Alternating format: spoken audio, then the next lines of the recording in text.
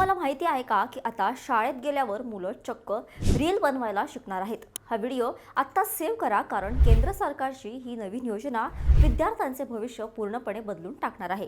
केंद्रीय अर्थमंत्री निर्मला सीतारामन यांनी नुकतीच घोषणा केली आहे की 2030 पर्यंत भारताला 20 लाख सोशल मीडिया प्रोफेशनल्सची गरज भासणार आहे।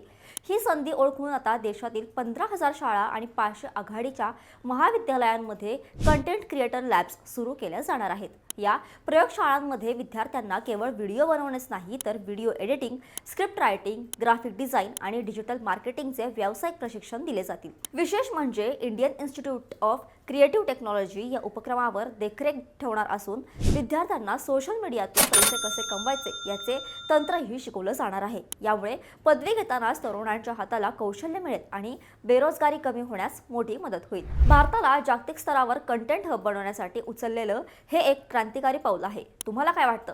शाळांमध्ये रील आणि व्हिडिओ बनवायला शिकवणं योग्य आहे का? तुमचं मत खाली कमेंट्समध्ये नक्की सांगा आणि अशाच महत्त्वाच्या अपडेट्ससाठी थोडक्यातला फॉलो आणि सबस्क्राईब करायला विसरू नका। बातमी म्हणजे थोडक्यात।